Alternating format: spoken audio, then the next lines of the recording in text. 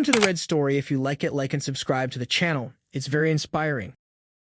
I found out my family is hiding my fiance's affair with my best friend, so I'm flipping the switch and getting revenge. The result was pure pandemonium. The horrific truth came to light as I was going through my fiance's phone. I found a group chat with my best friends, Jenna, and my family members, Thomas, Lisa, Eric, and Grace. The chat had been active for a year, and in it, Jenna and Mark, my fiancé, had confessed to their affair. At first, my mom, Lisa, shamed them, but then she asked Mark if he truly loved Jenna because you can't help who you love. Yeah, thanks, Mom. That was super helpful. Mark claimed he loved both Jenna and me. I gagged. Then, Eric and Grace, my half-brother and half-sister, suggested Mark should make our relationship open. Both Eric and Grace are in open marriages and apparently think it works for them. They'd gone down the rabbit hole of believing humans aren't meant to be monogamous, so they ran with it. At this point, Mark and I were already engaged.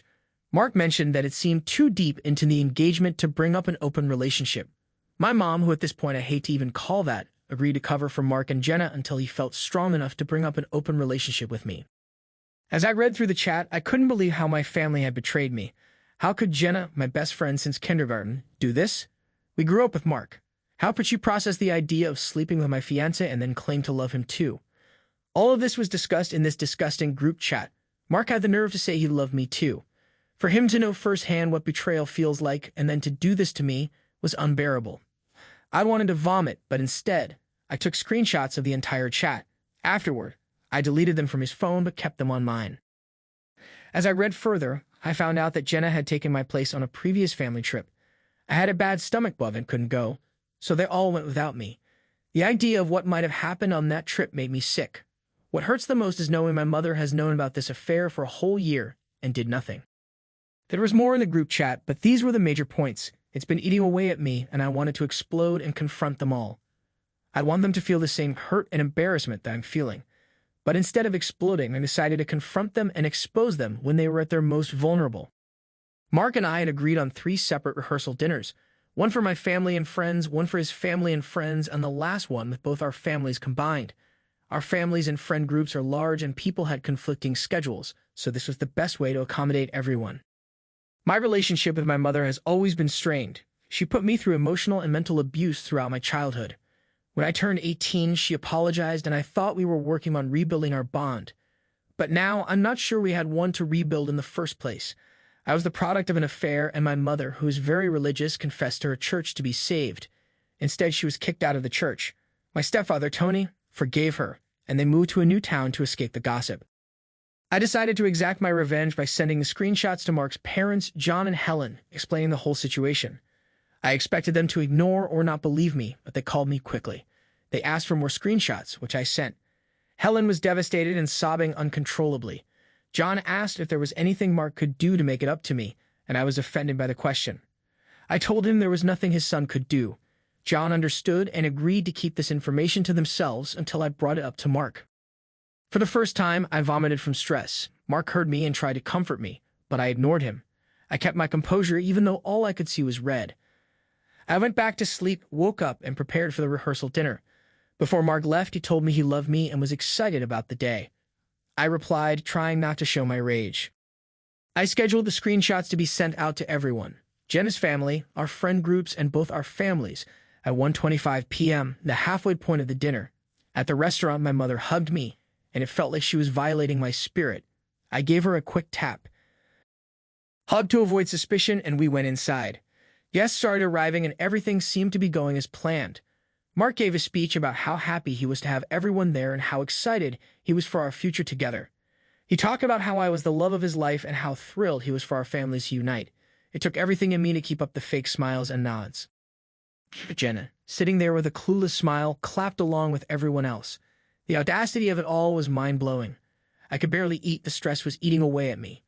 Then at 1:25 p.m., phones started buzzing and people began checking their messages.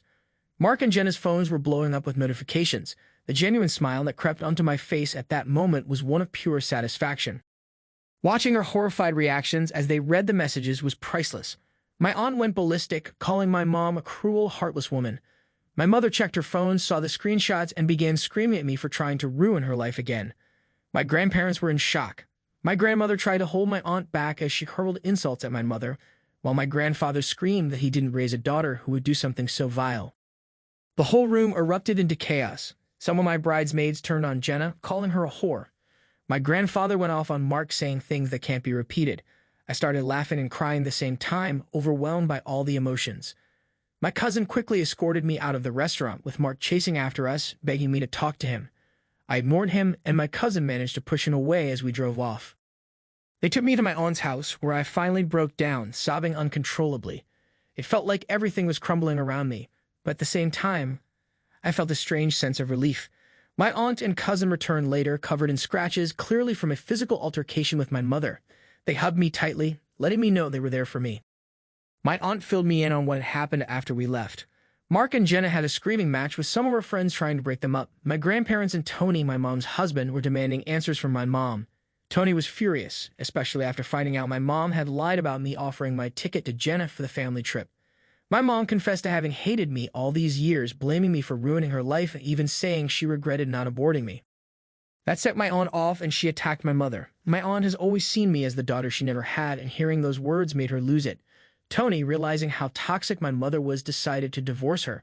He had suspected she was cheating again, and her confession confirmed his worst fears.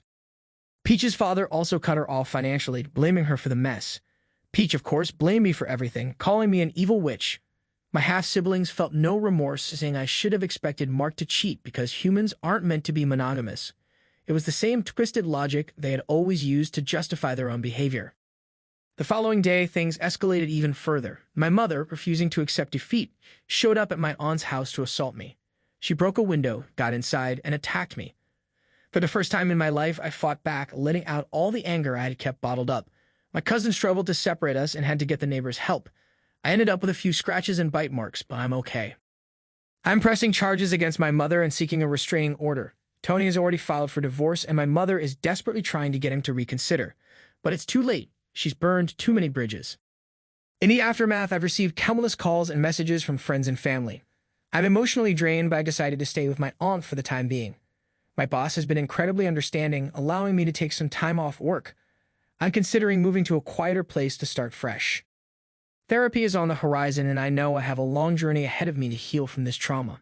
But I'm taking the first steps, starting with getting a restraining order against my mother.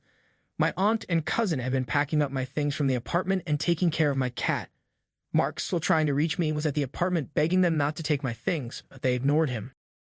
I've also reconnected with a supportive friend, Kyle, who has been helping me through this mess. He's offered to keep Mark's belongings until his parents can pick them up. I'm grateful for his support.